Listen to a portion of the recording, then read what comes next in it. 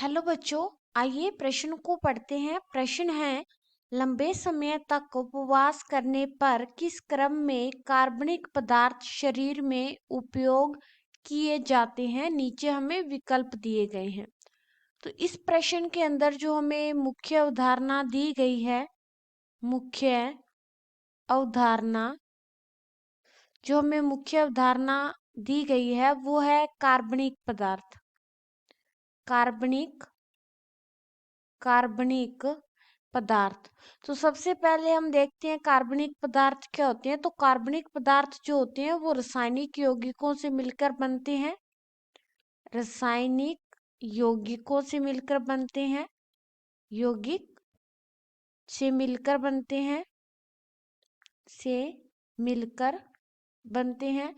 और इसके अंदर हमें क्या देखने को मिलता है, इसके अंदर कार्बन व हाइड्रोजन बंध देखने को मिलता है। और इसके साथ साथ इसमें कार्बन व कार्बन बंध भी हमें देखने को मिलता है इन यौगिकों के अंदर। और इनमें कार्बन की जो मात्रा है वो बहुत अधिक पाई जाती है। अब यही कार्बनिक पदार्थ जो होते हैं वो हमारे शरीर के अंदर उपस्थित होते हैं। शरीर के अंदर उपस्थित होते हैं और अलग अलग कार्य करते हैं। हमारे शरीर के अंदर जो कार्बनिक पदार्थ काम में लिए जाते हैं उनमें सबसे पहला है कार्बोहाइड्रेट।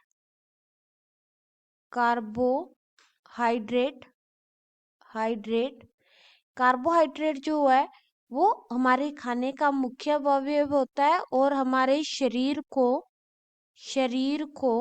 ऊर्जा देने का काम करता है। शरीर को ऊर्जा देता है। जैसे कि अगर हम उदाहरण के तौर पर बात करें, तो ग्लूकोज हो गया, ग्लूकोज, इसके साथ साथ फ्रैक्टोज, ये कुछ मुख्य अवयव है जो कि हमारे भोजन के स्रोत में पाए जाते हैं। दूसरा जो हम कार्बनिक पदार्थ काम में लेते हैं वो है वसा। वसा जो होती है वो हमारे शरीर के अंदर संग्रहित भोज्य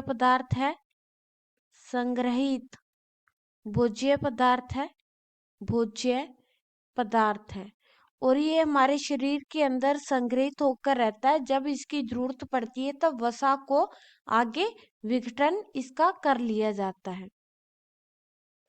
तीसरा जो प्रकार हमें देखने को मिलता है इसमें कार्बनिक पदार्थों का हमारे शरीर के अंदर वो है प्रोटीन। प्रोटीन का जो काम होता है वो होता है एंजाइम व हार्मोन में उपस्थित होना। या जो एंजाइम बनते हैं या जो हार्मोन बनते हैं उनको बनाने के लिए हमें प्रोटीन की जरूरत होती है। इनको बनाने के लिए प्रोटीन की जरूरत होती है। और यही एंजाइम और हार्मोन जो है वो आगे हमारे शरीर की जो उपापचयी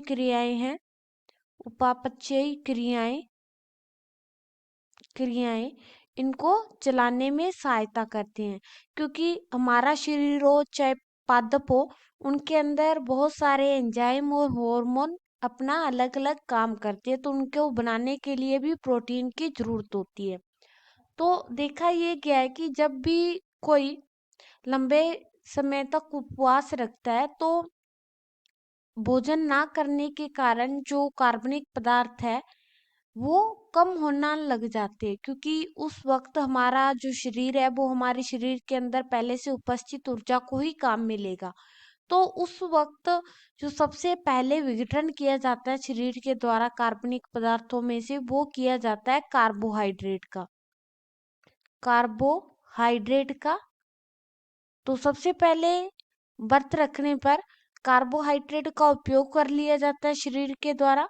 उसके बाद में जब कार्बोहाइड्रेट हमारे शरीर से खत्म हो जाते हैं तो उसके बाद जो संग्रहित भोज्य पदार्थ है वसा के रूप में, उसका विघटन होना शुरू हो जाता है। और इसको विघटित करके हम अपने काम में लेते हैं। वसा के बाद में जो तीसरा नंबर आता है वो आता है प्रोटीन का।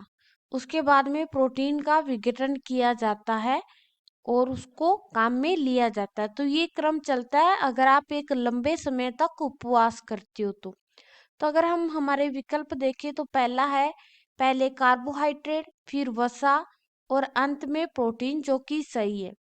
दूसरा पहले वसा फिर कार्बोहाइड्रेट अंत में प्रोटीन, नहीं। पहले कार्बोहाइड्रेट फिर प्रोटीन अंत में लिपिड, नहीं। चौथा है पहले प्रोटीन फिर लिपिड्स अंत में कार्बोहाइड्रेट्स, नहीं। लिपिड जो है वो वसा को ही बोला है इन्होंने। तो हमारा जो सही विकल्प है वो है ए। आशा है कि मुख्य अवधारणा के आधार पर आपको ये प्रश्न समझ में आया होगा। धन्यवाद।